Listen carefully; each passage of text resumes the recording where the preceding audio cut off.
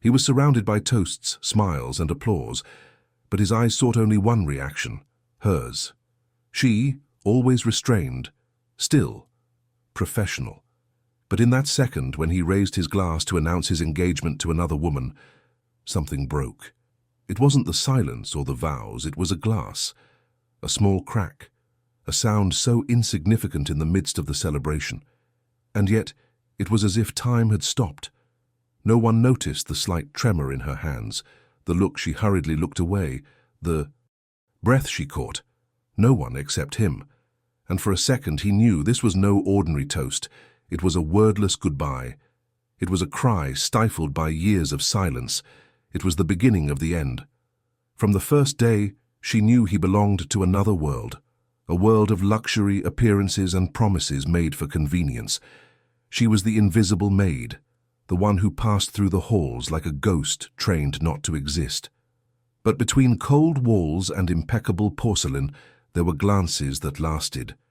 Longer than they should have, touches that almost happened, and secrets exchanged in the silence of the early hours. No one knew, no one saw, but there, between glasses and linen tablecloths, a forbidden story grew, disguised as indifference. Until that day, until that toast, until that broken glass. That was when everything fell apart, and when the world forgot her. He was the one who was trapped by the sound of that crack. If this story has already caught your attention in the first few seconds, leave a like and subscribe to the channel. It makes all the difference in helping more people find stories like this. In front of everyone's eyes, it was just another elegant dinner. Glasses raised, smiles rehearsed, violins in the background, and promises made with expensive wine and carefully chosen words. But in that golden room, under the warm lights and the surveillance of family portraits, something broke. And it wasn't just the glass that slipped from her hand, shattering on the high floor as if it had absorbed all the pent-up tension. It was her silence that cracked. For the first time in years, she couldn't hide it. Her hands, which always trembled only on the inside, faltered. And he saw it. The moment he raised his glass to announce his engagement to the perfect woman, his gaze sought hers, and met eyes that didn't shine, but finally pleaded.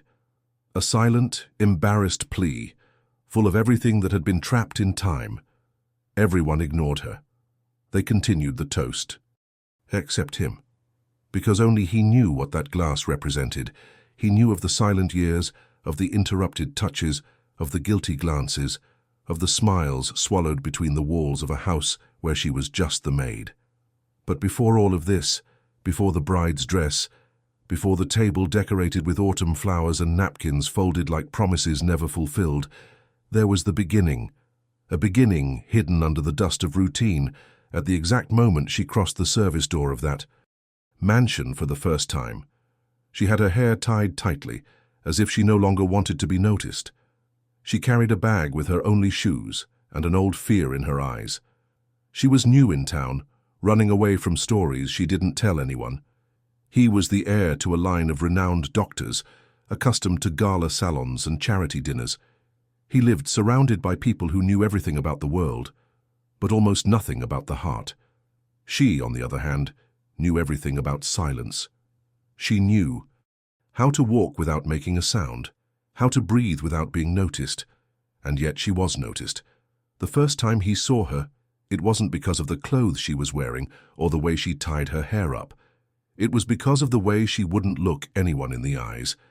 There was a pain there, a contained pain, and maybe that was what attracted him so much, the fact that she never asked for anything. Unlike all the women he knew, she didn't smile to please, nor did she act fragile to win. She simply existed, and that for someone like him was disturbingly rare. Over time, he began to notice the little things, how she organized her books by color instead of alphabetically, how she hummed old songs as she cleaned the steps of the stairs, how she looked out the windows on rainy days, as if waiting for something to come back through them. And she noticed it too.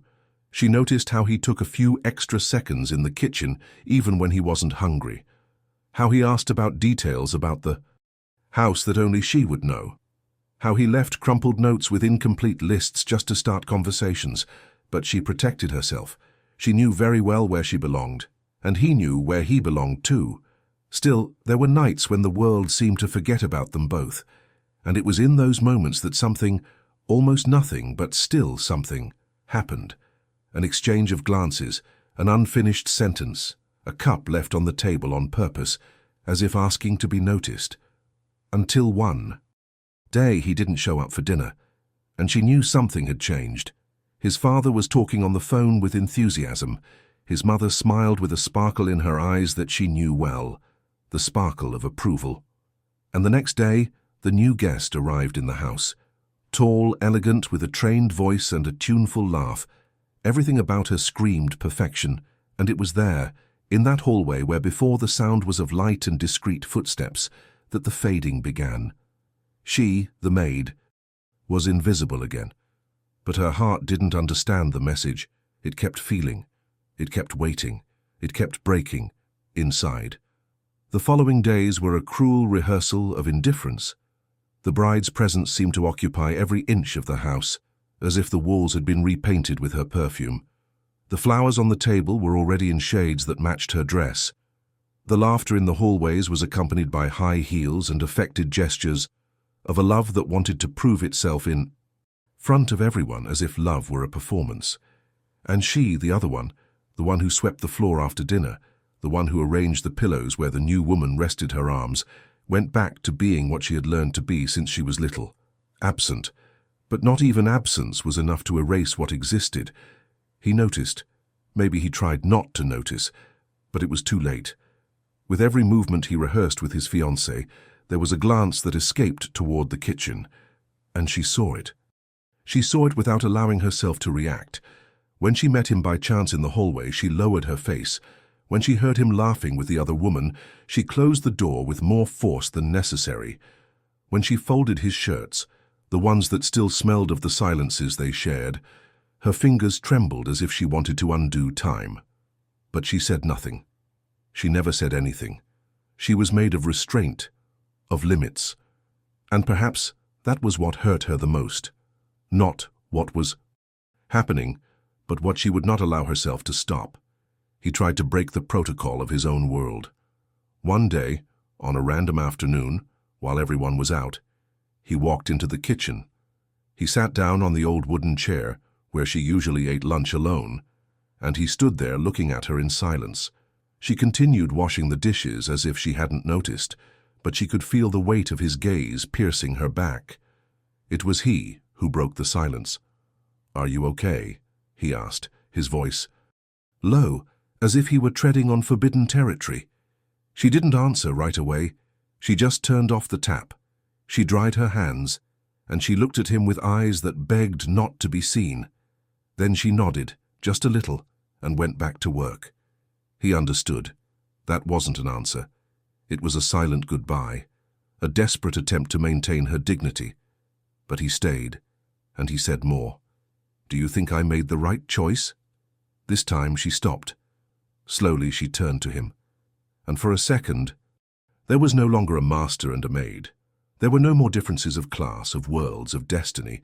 There was only a lost man and a wounded woman.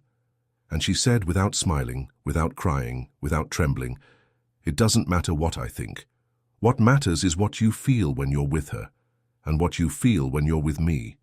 He wanted to say something, anything, but she had already gone back to work. That was the limit. She had said more than she had ever allowed herself to. And he knew it. This was his last chance, and he did nothing. That night, she slept badly. She heard laughter upstairs, toasts, his plans for a new life, and for the first time she thought about leaving, but she didn't. She stayed for a reason that only her heart knows, the absurd, silent hope that still lived inside her, a hope that hurt her more than any word she could have said. When morning came, the newspapers on the table announced their official engagement. There was a picture of the two, of them, smiling with the caption, "The perfect heir and the ideal woman." She didn't read it. She just wiped the croissant crumbs off the picture, as if to clear her name from history, as she always had, as she always would. That morning, the sun shone through the windows as usual, but it seemed colder, paler. The announcement of the engagement printed in the mansion's newspapers did not cause her euphoria. It only confirmed what her soul had already cried silently. She walked around the house, like a discreet shadow, doing what she had to do with the punctuality of someone who no longer expected anything. But that day, everything seemed crueler. The house smiled at the new couple. The staff whispered among themselves excitedly, as if they were waiting for a fairy tale. And she, the one who was never part of the stories, was just a backdrop. No one asked if she was okay. No one looked her in the eyes. Except him. Because even with the bride by his side, even with her parents watching, with pride, his eyes sought her out. And that, as ironic as it was, hurt even more. She passed him in the hallway, carrying a tray with porcelain cups and cinnamon rolls. They didn't exchange a word. But when her fingers lightly brushed his as she handed him the tray, there was a tremor, small, almost imperceptible, but enough to make him sigh. His world was perfect on paper, but in pieces inside, and hers, always made of silence, was beginning to crack, because there was a limit to absence. A point at which the heart, even trained to be silent, begins to scream inside. And that point was approaching. That night she was called to serve at a private dinner for only the bride and family. It was the intimate celebration of the engagement before the public party. She put on her cleanest uniform, tied her hair tightly, and looked at herself in the mirror without recognizing herself. Her eyes were no longer pleading, they were opaque. When she entered the dining room, the air seemed denser. They were all there, his parents, his impeccable bride, his uncles, his cousins, the toasts already prepared. He was silent. He just watched. And when she approached with the wine to serve, she felt time slow down. He raised his glass, looked into the eyes of the woman beside him and announced, "I want to toast to the new phase of my life, to the love I chose, to the future I built." The words echoed through the room like muffled gunshots. She remained motionless, holding the bottle in her hands. But then something broke. The glass she was holding slipped. It fell. It shattered into 1,000 pieces. And the sound was so loud that it silenced everyone for a second. All eyes turned to her. His fiancée's eyes widened. His mother sighed in disgust. But he couldn't take his eyes off her hands, which were shaking like leaves in the wind.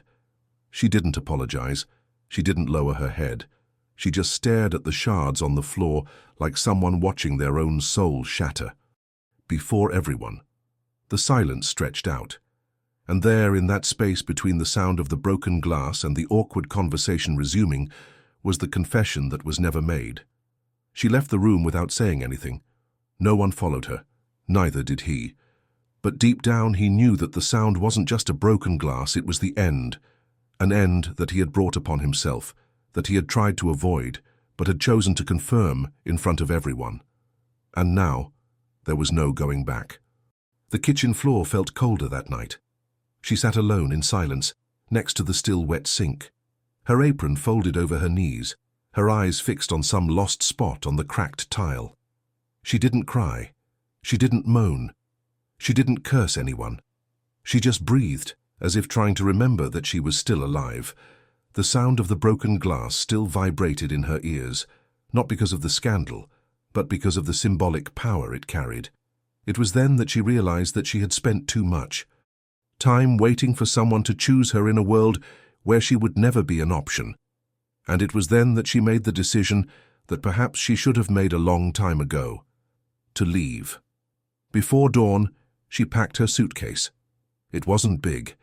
It held everything she owned: some worn-out clothes, an old photo, a notebook with recipes, and a letter she'd never had the courage to deliver.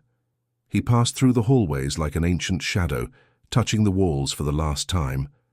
She lingered a little longer in front of his room, where light still leaked under the door. She knew he wasn't sleeping. She knew he could also hear, on loop, the sound of what had been and what would never be. But he didn't knock. He didn't leave a note. He didn't want to make a scene. He wanted to leave whole, even with his heart in pieces. In the bedroom, he didn't sleep either. He sat on the edge of the bed, his head in his hands, feeling the bitter taste of a choice made out of cowardice. his fiancée, slept beside him like a decorative piece, beautiful, cold, untouchable, and for the first time he felt profoundly alone. The glass she had dropped now seemed like a broken mirror in which he saw his own reflection. They were shards of what he had destroyed out of fear.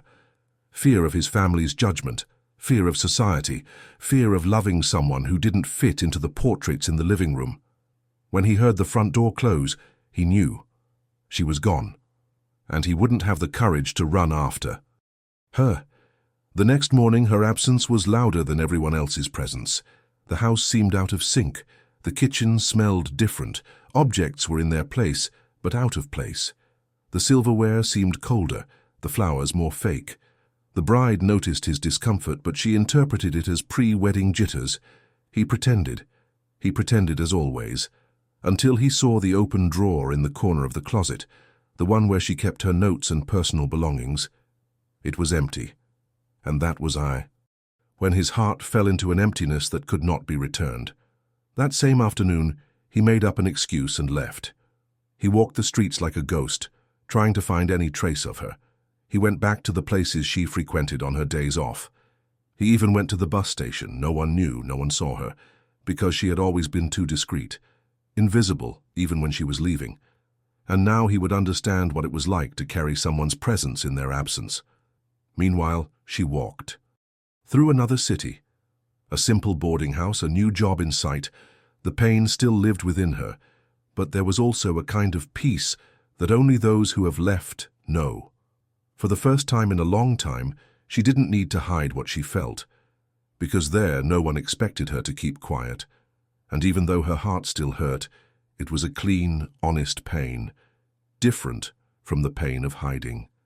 The new room had thin walls and the smell of old wood. The window looked out onto a silent alley where only the wind seemed to remind her that the world went on. She woke up early, as she always did, and made coffee in a small communal kitchen where almost no one spoke. The sounds were different, the routines too. But what hurt the most was the emptiness where there had once been expectation. There were no more eyes searching for hers, no more voices asking softly if she was okay. But there was also no longer the weight of controlling herself with every step, nor the feeling that she was always occupying a place that was not hers. For the first time in years, she belonged somewhere, even if no one knew her full name. Her new job was at a family bakery. The owner was a kind, calm-spoken widow who didn't ask questions. And that was a relief to her. Every day was the same, and the repetition had a strange healing quality. Her hands regained their strength. Her face, though still restrained, seemed less tense. Her heart still ached, but it no longer bled.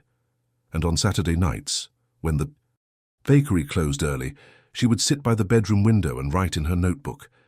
Random things, words she had never said, sentences that could have changed the course of everything if they had been said in time.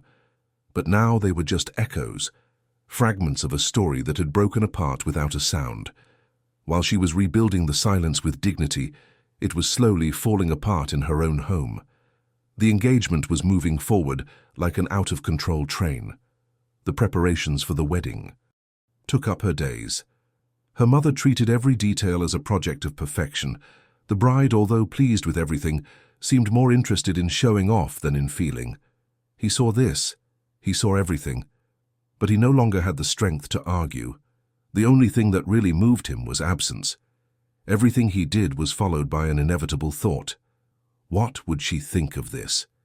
He began to walk around the house at dawn, as if searching for a ghost. And maybe that was exactly it.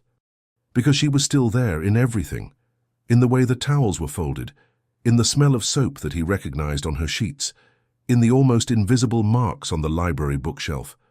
He tried to replace her with new employees, but none of them had her silence. None of them knew how to keep quiet with dignity. None of them made him feel like he was being watched by someone who wanted nothing in return. The bride noticed. Little by little, she began to realize that there was something between them that could not be explained in words. An uncomfortable silence always appeared whenever the name of the former maid was mentioned. A slight hardening in his gaze, a subtle averting of his gaze, and it irritated her. One night, in the midst of a veiled argument, she said, I hope you're sure about what you're doing, because I won't accept being with a man who's always thinking about someone who was just an employee." He didn't answer. He just kept quiet, and that silence was more revealing than any answer, because deep down he knew she was never just an employee. She was what he didn't have the courage to choose. That sentence echoed inside him for days, like a cruel truth that refused to be silenced. He tried to keep up with his commitments, his family gatherings, his dinners where everything was too perfect, but he could no longer smile effortlessly. The walls of the house began to seem small, suffocating, as if the air there had stopped circulating since she left. His fiancée, although beautiful and articulate, began to seem more like a piece of furniture. She was present, but not alive. She walked beside him, but could not reach him. She touched his arm, but not his soul. And he, even surrounded by everything any man could want, only wanted to go back in time to that night when she stared at him through broken pieces and silence. It was then that, on an afternoon when the sky seemed more overcast than usual, he decided to go out. He got in the car with no specific destination in mind. He drove along the roads as if he were running away, not from someone but from himself, and he stopped at a gas station in the middle of nowhere, where he ordered a very strong coffee and looked at his hands as if he didn't know what to do with them anymore. It was then that he realized he was engaged, about to get married, and all he felt was guilt. Guilt for having chosen what was expected instead of what was true. Guilt for not having gone after her when there was still time. Guilt for having confused silence with absence. At the same time, in another city, she was writing a letter. She had started without intention. She simply sat down with the notebook on her lap and let the words come out. She didn't use names. She didn't ask for anything. She simply wrote everything that had been stuck in her throat for years. The times he had made her laugh without realizing it. The nights she had slept with his scent on her apron. The day she had almost held his hand in the kitchen but had backed away. The pain of seeing him choose another. The shame of still loving him even after that. And in the end, a sentence she hadn't expected to write, but which came alone, like a whisper of what was left. "I forgive you, and I also forgive myself for having waited." She folded the paper carefully, as if wrapping a wound, and put it in the back of the drawer. It had no address, no stamp, no recipient, because that letter was basically for herself. He returned home at night, tired, with his clothes wrinkled and his face looking older. His bride was waiting for him with a speech ready about the wedding flowers. He did not answer. He climbed the stairs slowly, as if climbing the steps of his own conscience. He went into his room, sat on the bed and stared into space for long minutes. Then he took a piece of paper and a pen and began to write. But unlike her, he couldn't finish it, because he didn't know how to ask for forgiveness without seeming weak. And maybe that was what always stopped him from having her, the fear of seeming small in the face of such a great love. The news of the wedding made headlines, society magazines, elegant columns, social networks. It was the marriage of the heir to the perfect woman, a union worthy of the cover, and she, in her new life, found out by chance. A customer at the bakery commented, showing the magazine page with enthusiasm, "Look at this beautiful couple. I would give anything to be at that party," she said. She smiled politely, and inside a piece of her shattered again, but it no longer bled like before. It hurt, but it was a gentle pain, as if the heart had learned to beat with cracks. The atmosphere at his house was different. The wedding was approaching, but the enthusiasm was waning. The bride increasingly noticed that there was a gap between them. She tried to fill it with gifts, kisses, and travel plans, but nothing could shake him out of his state of absence. He walked around the house with dull eyes, as if he had forgotten the way home. And one of those nights he went to the old pantry, where he used to find her when he needed a reason to stay home. He leaned against the door, closed his eyes, and remembered the times when she would hand him a glass of water without saying anything, and he felt like he was being truly cared for. The next day, he woke up with a determination. He called a close friend and asked for the contact details of the house's former driver. He wanted to know where she had gone. The driver hesitated but gave him a clue. A small town to the north. He wrote it down, but did nothing about it right away, because he was still a coward, because he was still tied to the chains that had made him lose everything. But now there was a difference. He knew he was trapped, and that hurt more than any longing. That night, she went for a walk. The city was quiet, the streetlights creating long, soft shadows. He stopped in front of a dress shop window. A simple white dress with lace on the shoulder and a discreet bow at the waist made her smile. Not because he wanted to get married, but because for a second, she imagined herself dressed in something pretty, walking without fear of being seen. That was what was missing, to see herself again, and at that moment she decided that she would use what was left of the month to invest in herself, for the first time, without guilt. The transformation was not visible to everyone, but inside her there was something being reborn. A woman who no longer wanted to wait, who no longer asked why someone had left her, who now asked herself where she wanted to go. Meanwhile, he remained silent. The wedding date was approaching. The guests were confirming their attendance. The bride was preparing her vows. But in his heart, all that existed was absence. And a name that no one said out loud. A name that lived between the pauses of sentences and the silences of cold nights. That morning dawned with the taste of an end, although no one dared say so. The bride's dress had arrived. The flowers had been ordered. The invitations had all been delivered. The piano in the living room had already been tuned for the ceremony. Everything was ready, everything was perfect, everything was fake. He looked at his reflection in the mirror as if he were seeing a stranger.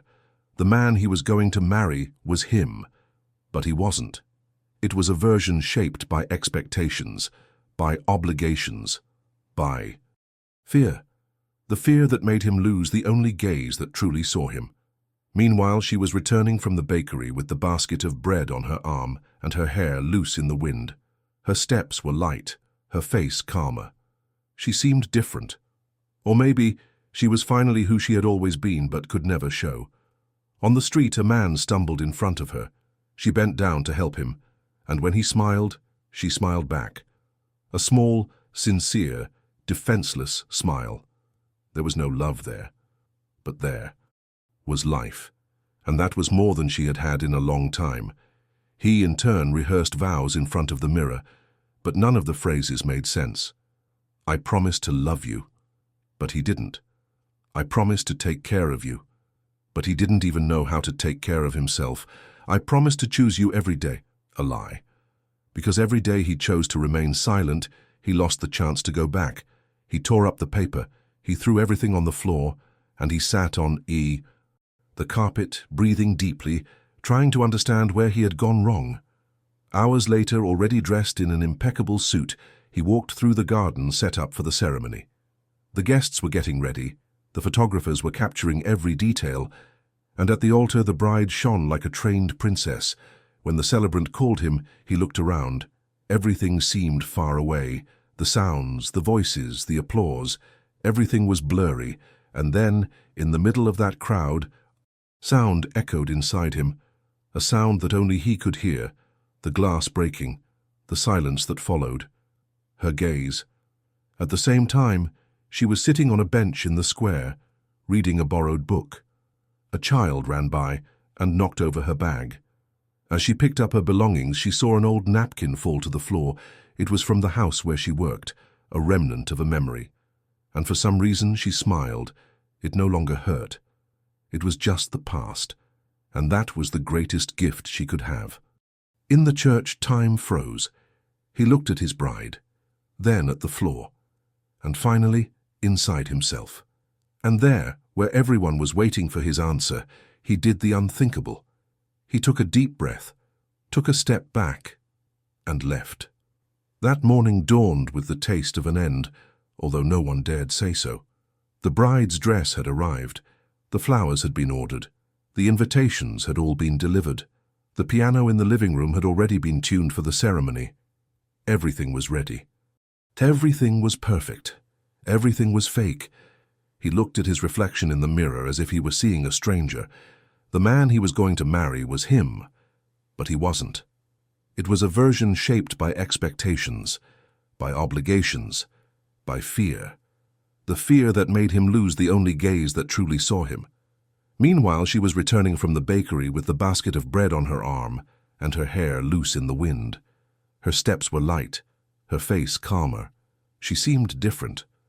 Or maybe she was. Finally, who she had always been but could never show. On the street, a man stumbled in front of her. She bent down to help him, and when he smiled, she smiled back. A small, sincere, defenseless smile. There was no love there, but there was life. And that was more than she had had in a long time. He, in turn, rehearsed vows in front of the mirror, but none of the phrases made sense. I promised to love you, but he didn't. I promised to take care of you, but he didn't even know how to take care of himself. I promised to choose you every day. A lie. Because every day he chose to remain silent, he lost the chance to go back. He tore up the paper, he threw everything on the floor, and he sat on the carpet, breathing deeply, trying to understand where he had gone wrong. Hours later, already dressed in an impeccable suit, he walked through the garden set up for the ceremony. The guests were getting ready, the photographers were capturing every detail, and at the altar, the bride shone like a trained princess. When the celebrant called him, he looked around. Everything seemed far away. The sounds, the voices, the applause, everything was blurry. And then, in the middle of that crowd, a sound echoed inside him. A sound that only he could hear. The glass breaking. The silence that followed. Her gaze. At the same time, she was sitting on a bench in the square, reading a borrowed book. A child ran by and knocked over her bag. As she picked up her belongings, she saw an old napkin fall to the floor. It was from the house where she worked, a remnant of a memory, and for some reason she smiled. It no longer hurt. It was just the past, and that was the greatest gift she could have. In the church, time froze. He looked at his bride, then at the floor, and finally, inside himself. And there, where everyone was waiting for his answer, he did the unthinkable. He took a deep breath, took a step back, and left. Outside, the sky was beginning to darken. The heavy clouds seemed to follow his steps, as if the world outside understood what no one inside the church dared to feel. He walked without a destination, without a phone, without explanations. He just walked, and with each step, he left behind not only a ceremony, but an entire life built on silence. For the first time, he chose to be true, even if it was late, even if it hurt, even if she would never know. And maybe, just because of that, the cup had finally healed inside him. The next morning, the newspapers ran the headline, "Wedding of the Year Cancelled at the Altar." The photos showed the bride alone, eyes moist, trying to maintain her composure. Speculation quickly arose, and the comments spread. He, however, was nowhere to be seen. He turned off his cell phone, ignored the press, and drove off with no destination in mind, his wedding clothes still in the back seat of his car. He drove without a map, his heart in pieces, and one certainty in his chest. He had to find her. She didn't. So anything. The small town where she now lived didn't follow that kind of news. That morning, like so many others, she put on her apron, arranged the bread on the shelf, and smiled at the first customers. She had no idea that the man who had given up everything for her was just a few hours away, and he, guided only by his memory and the vague clues from his former driver, arrived on the outskirts of the city. He asked discreetly, showing the photo he had saved on his cell phone for years. "Have you seen this woman?" he would say. And little by little, fate would answer. It was in a pharmacy, almost by chance, that someone responded with a nod. "She works at the bakery on the corner. Brown hair, sad smile. Yes, I know her." His heart raced as if he were witnessing a miracle. He thanked her and left, but he didn't go straight there. He stopped on the other side of the street, sat on a bench, and watched from afar. He needed courage. He needed to understand if he was still welcome in this new world she had built without him. Inside the bakery, she calmly arranged the pastries. Every now and then she looked out the window without knowing why, as if she sensed something, an echo, an old smell, a memory that crossed time. When her eyes met his, it wasn't like in the movies. There was no music, no immediate tears, just a contained fright, a silence suspended between two worlds. She dropped the tray, but this time it didn't break. She didn't break. She walked slowly to the door, her heart steady. He stood up with the hesitation of those who carry guilt, but he smiled, a shy, embarrassed, regretful smile. She stopped in front of him. She said nothing. She just waited, and he, in a low voice, said what he had never had the courage to say. "I broke everything, and yet you were the one who put it back together." She looked at him for long seconds. Then she took a deep breath, as if coming back to life. And she said, "And you? It took a while, but you arrived in one." "Peace." He smiled, his eyes brimming with tears. For the first time, he didn't beg, he didn't demand, he didn't force anything. He was just there, present, real. She then looked inside the bakery, then at him, and stepped aside. A simple gesture, but clear. There was space there if he wanted to come in. And he did. They went in together without promises. She went back to the counter. He sat down by the window. He ordered a coffee. She brought it to him without saying a word. But they both knew. Something was starting over again, without rushing, without pain, without having to break anything else.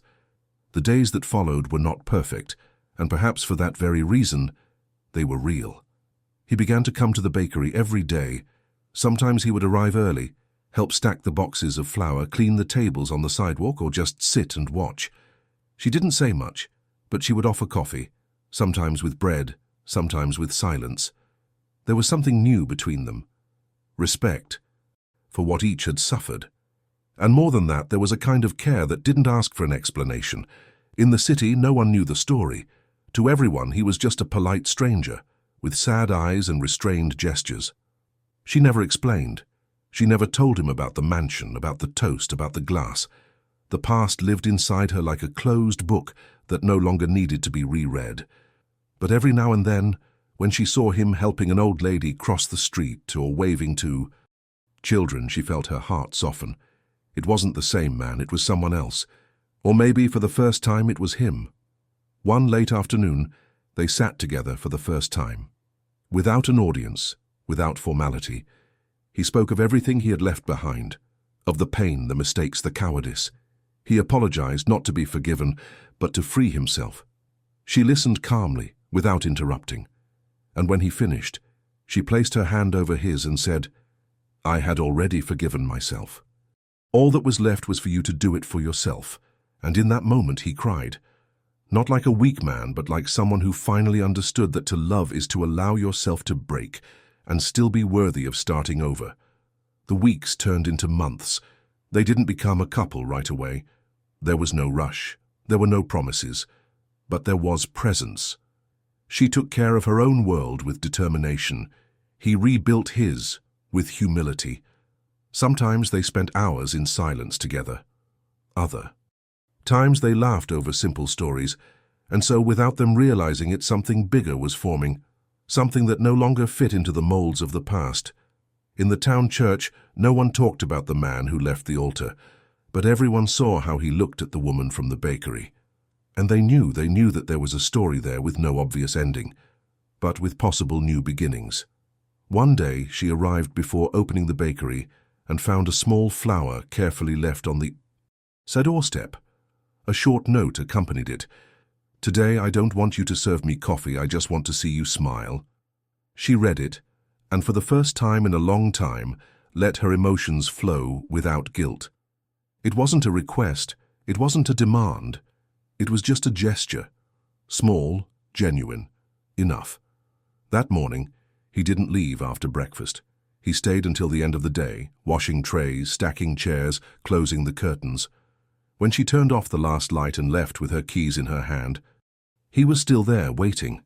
She said nothing, but she walked beside him to the end of the street, and there, under the unlit street lamp on the corner, she held his hand.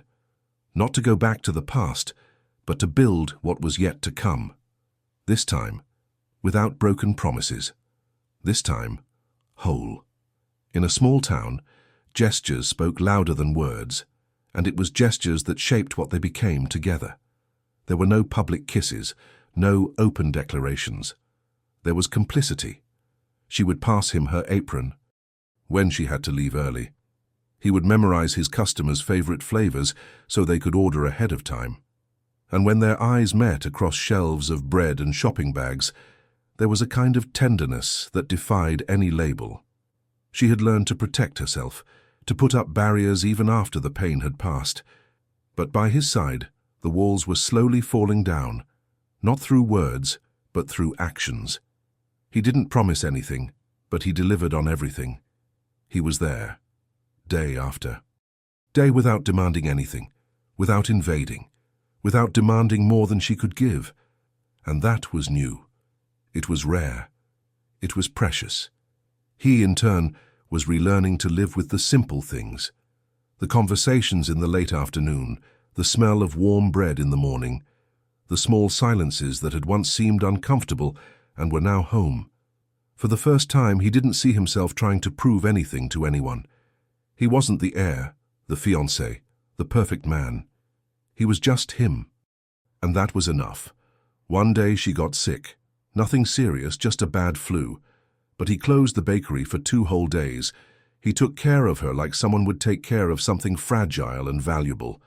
He made soup, got her medicine, put blankets on her feet without saying a word. And when she woke up in the middle of the night coughing, he was there with water and a calm look in his eyes. She, used to dealing with everything on her own, felt her chest tighten. But this time not from pain. It was gratitude. It was shelter. When he got better, he asked why he stayed. He replied, "Because I'm not walking out the door anymore while you're breaking it down on your own." She didn't answer, but she held his hand longer than necessary. Because even without saying it, she knew. He didn't speak on impulse, he spoke with what he did. At the neighborhood fair, the neighbors began to notice. The two laughed together. They shared bags. They argued about vegetables. There were no alliances, no vows. But everyone could see. There lived a story sewn together in silence and rebuilt with patience. No one knew about the past, but everyone was betting on the future. And that night, sitting on the porch of the boarding house where everything started again, she rested her head on his shoulder and said in a low voice, "You arrived late, but you arrived at the right time." He didn't answer. He just put his arm around her back and wrapped it around her calmly. They looked together at the empty street, where a streetlight blinked lazily. They didn't need anything else. Time, which had previously separated them so violently, now seemed to rest. For the first time, he didn't want to run away, and she, finally, wasn't afraid to stay. That was it, and that was all. At the table next to them, 2 cups of coffee were getting cold, but the moment was too hot to worry about that. The silence, which had once hurt so much, was now their home, and the two of them had finally found a place to belong. As time passed, the marks of the history they had lived through did not disappear, but they stopped bleeding. They became clean, discreet scars, the kind that only reveal how much someone had survived. And surviving, for them, was a daily act.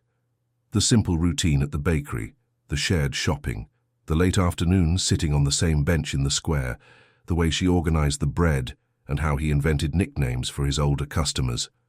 None of it was spectacular, but it was all real, and that, after all they had suffered, was what mattered. One day she received a letter. It was from her old employer, his father.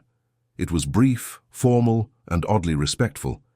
It said only that he hoped she was well, that he was sorry for any pain he had caused her, that he sought not forgiveness but understanding, and at the end, a subtle request, that her son come home if he wished.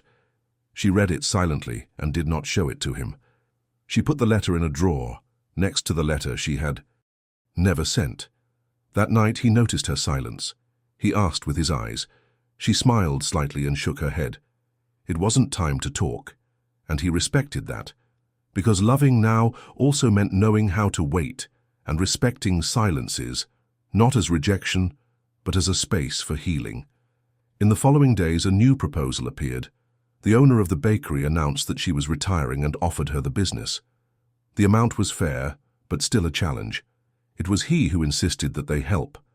Together. They saved up, renovated the place, painted the walls. They started over again, this time under their own name. The name of the new bakery was her idea. Return. Because everything that truly returned deserved a home. Little by little, the bakery became a refuge for others, people with stories that also hurt, who were also trying to start over. There, no one asked what came before. They offered only hot coffee, fresh bread, and welcoming silence. And that was how the healing circulated, from counter to counter, from customer to customer, from gaze to gaze. He never asked her if she loved him. She never needed to say it. Because there were days when the way she folded his shirt on the clothesline or the way he arranged the bench for her to sit on was enough. Gestures, silences, constancy. They didn't live a fairy tale. They lived a construction. And in that building, there was no room for fear. There was no room for guilt. There was only room for today. And that was more than enough. One morning, while cleaning the counter, she found a small box left on the wood. Inside was a plain silver ring, no stone, no shine, and a note in his handwriting. It's not a request, it's just a symbol of everything that no longer needs to be said. She closed the box carefully, held it close to her chest for a moment, and put it back where it belonged. She didn't respond with words. Later, when he arrived, there was a cup of coffee next to the box, and a second note. In her handwriting, then stay. He stayed, not because he expected anything from her, but because he knew finally that this was the place where everything made sense. That afternoon, the sun came through the windows like a blessing, and life, in silence, smiled amidst the crumbs of bread and the smell of fresh coffee. On the eve of the new bakery's first anniversary, the town seemed more alive than ever. The lights in the windows, the freshly painted benches, the neighbors bringing flowers to decorate the sidewalk. She watched it all with a calm smile, sitting behind the counter, as he adjusted a discreet banner that read, 1 year of return. Neither of them imagined that this day would bring back what they thought they had left behind, and that, somehow, still waited for a quiet closure. Late in the afternoon, a black car stopped in front of the door. An older, elegant man with clear, tired eyes got out. It was his father. He was carrying an envelope in his hands and something that mixed pride and regret in his eyes. He didn't enter as if he were intruding. He entered as if he were asking permission. He stood up immediately. She stood behind the counter, firm, without showing any reaction. The silence was total. The father walked to the center of the room and handed the envelope to his son. He simply said, "It's yours. But now, the choice is yours too." And he looked at her, for the first time, with respect. Then he turned and left. Not another word, just the sound of the door closing and the envelope on the table. Outside, the movement continued. Inside, time stood still. He opened the envelope. It was the deed to the old house. And a letter, short, handwritten. "If you want to come back for yourself, not for me.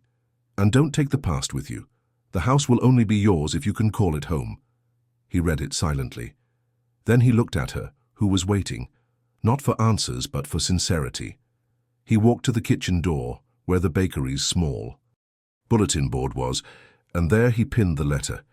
He didn't say anything, he didn't keep it, he didn't tear it up, he just exposed it, like someone who makes something intimate public, so that the pain no longer needs to be hidden.